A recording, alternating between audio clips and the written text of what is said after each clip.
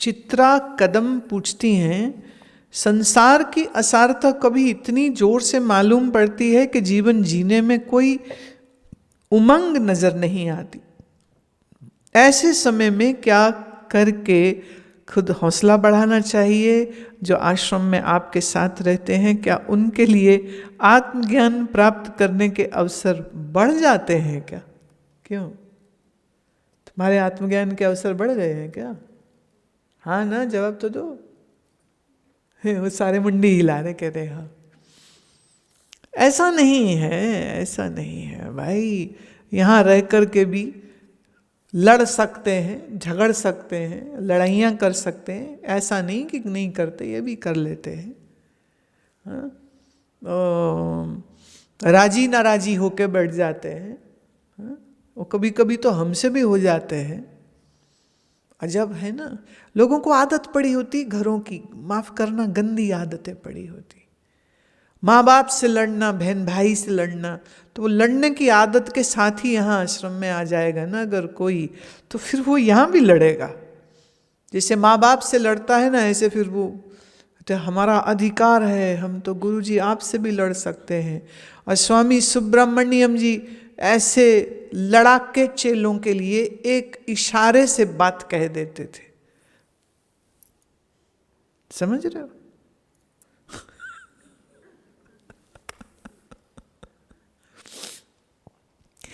योग में एक आसन रहता है जिसे चंद्राकार आसन हम बोलते हैं।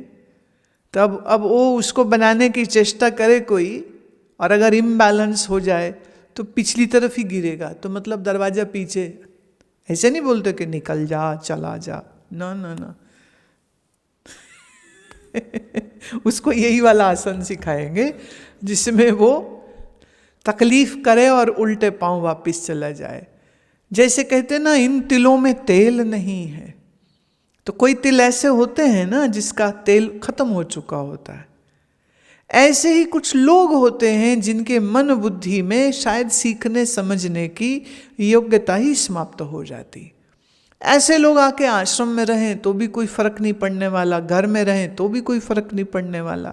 लेकिन अगर आपके अंदर सीखने की इच्छा है, अगर आपके अंदर विवेक वाली बुद्धि है, कईयों में तो मुझे लगता है कि ईश्वर ने भी बड़ी गलती कर दी। शरीर तो बना दिया, इसके अंदर माल रखना शायद भूल गया वो।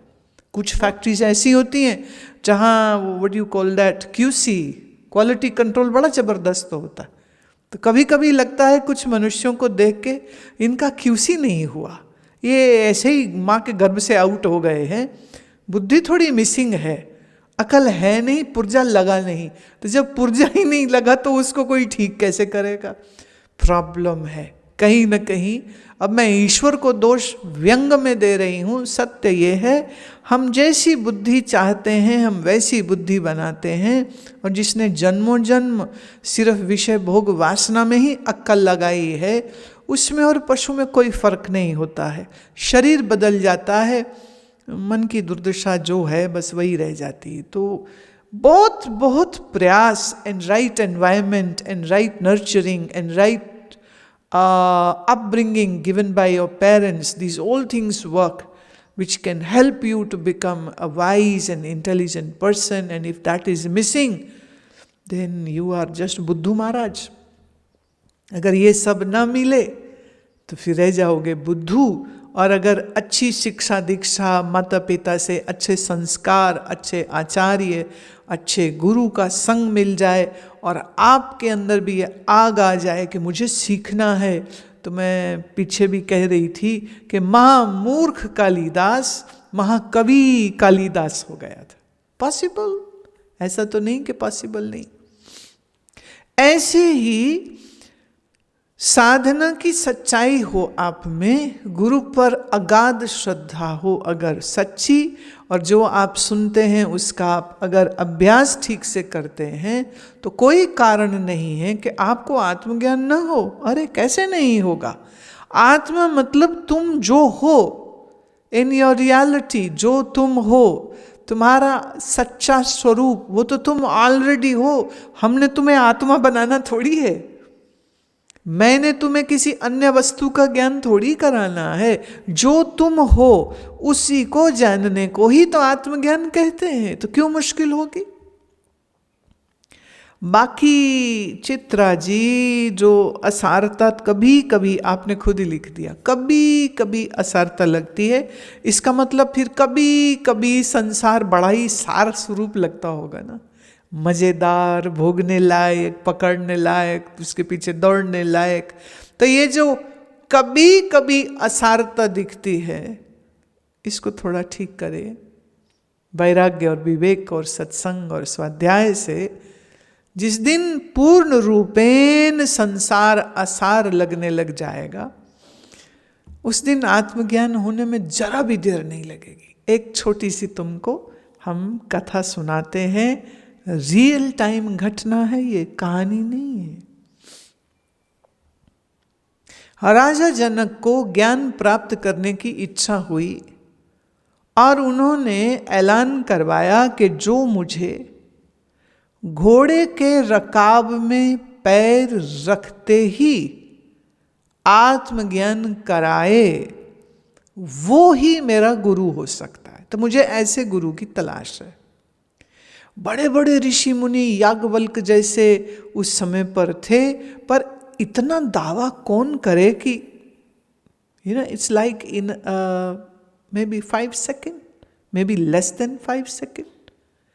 घोड़े की रकाब में पैर रखने में क्या वक्त लगता है, जमीन से उठाया, रकाब में रखा, बोले इतनी देर में आत्मज्ञान हो जाए। कोई ऋषि मुनि महात्मा ये पदवी संभालने को तैयार नहीं थे। जनक निराश होने लग गए और निराशा में उन्होंने कहा कि क्या मेरे राज्य में एक भी ऐसा ऋषि नहीं है। अफसोस। इतने में शरीर के 8 हिस्सों से टेढ़े मेढ़े श्री अष्टावक्र जी पधारे और उस समय उनकी आयु करीब करीब 9 वर्ष की थी। बालक है और 8 जगह से शरीर टेढ़ा है। तो भरी सभा में प्रवेश करके जोर से कहते हैं कि राजन, इतनी बड़ी बात कहने से पहले संकोच करो, मैं तुम्हें कराऊंगा। और आकर के जो खाली गुरु का आसन था उस पे आके बैठ गए। अब सब तो हतप्रभ रह गए, अरे ऐसे कैसे। और इस सभा में अष्टावक्र जी के पिता भी मौजूद हैं। जिस आसन पर जाके बैठने की हिम्मत वो नहीं कर सके, वो हिम्मत अष्टावक्र जी कर रहे हैं। खैर, राजा जनक अपनी पत्नी सहित पास गए और विधिवत तरीके से उनकी पूजा करी और उनका सत्कार किया। और अष्टावक्र जी ने कहा, तो चलो जनक, फिर तुम अब मेरे आश्रम में पहुंचो, तुमको ये हम काम वहीं कराएंगे। गए जनक जी। अपना घोड़ा बाहर आश्रम के बांधा, भीतर चले गए। साष्टांग प्रणाम करके अष्टावक्र जी के सन्मुख एक अच्छे शिष्य की भांति बैठ गए और फिर संवाद शुरू हुआ। अष्टावक्र गीता हम जिसको कहते हैं, श्री अष्टावक्र जी ने बोलना प्रारंभ किया और जनक की जिज्ञासाएं तो यूं यूं यूं यूं शांत हो गईं सब। अहो धन्यो अस्मि कह उठे, मैं धन्य हुआ। अहो मुक्तो अहम, मैं मुक्त हुआ। फिर जनक उठे, अपने घोड़े तक गए। घोड़े की रकाब में जैसे ही पांव रखा, अष्टावक्र जी की आवाज पीछे से आई, ए जनक, कहां जा रहे हो तुम? मुझसे ज्ञान प्राप्त करने से पूर्व तुमने कहा था कि मेरा तन मन और धन सब आपको समर्पित है गुरुवर। तो ये शरीर तो अब मेरा है, इसको तुमने अपनी मर्जी से कैसे हिलाया? जिस मन से सोचा वो मन तो मेरा है, उस मन में तुमने ये विचार कैसे उठाया कि जाना है? और तुमने अपना समस्त धन मुझे समर्पित किया, तो कौन से राजमहल की ओर तुम जा रहे हो? वो तो अब मेरा है। बात तो बिल्कुल सत्य है। जनक जैसे किसी को बिजली का झटका लग जाए या किसी के शरीर प्राण से निकल जाए और वो बिना हिले डुले हतप्रभ आश्चर्य में मूक हो गए, मौन हो गए, तन और मन और श्वास सब कुछ ठहर गया। और कहते इसी एक पल में सुने हुए उस ज्ञान का साक्षात्कार जनक को हो गया। और इसी अवस्था में जनक अभी खड़े हैं और फिर अष्टावक्र सन्मुख आकर के कहते हैं, क्यों जनक, घोड़े की रकाब में पैर रखते समकाल ज्ञान हो, तेरी ये शर्त थी, क्या वो मैंने पूरी की या नहीं? पर जनक ना तो बोले ना तो कुछ सोचे, क्योंकि ये शरीर और ये मन और ये तो अपना है नहीं, तो अब सोचे भी कैसे? मैं कहाँ? मन के साथ अध्यास होता है तो मैं बनती है, और जब अध्यास का भांडा ही फूट गया तो फिर मैं कहाँ? बस उन्होंने जब अष्टावक्र जी ने कहा कि देखो अब तो तुम्हारा काम हो गया, अब सहज हो जाओ, ये तेरा शरीर और तेरा मन मैं तुझको देता हूँ, जब तक प्रारब्ध है अब इसका इस्तेमाल कर, राजपाट का भी इस्तेमाल कर, अब ये प्रसाद रूप से मैं तुम्हीं को वापस देता हूँ।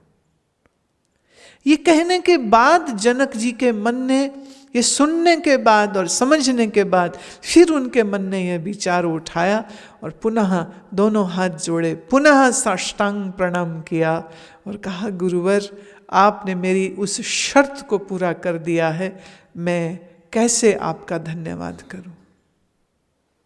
ये सारी घटना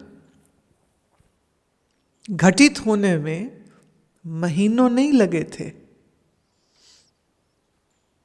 अष्टावक्र गीता बहुत छोटी सी है, बहुत छोटी सी, बहुत अल्प काल में ये इतनी बड़ी प्राप्ति जनक जी को हो गई। और फिर हमको क्या पता चलता है कि जनक जी फिर वापिस राजपाट करे हैं, अष्टावक्र जी अपने आश्रम में रहे हैं।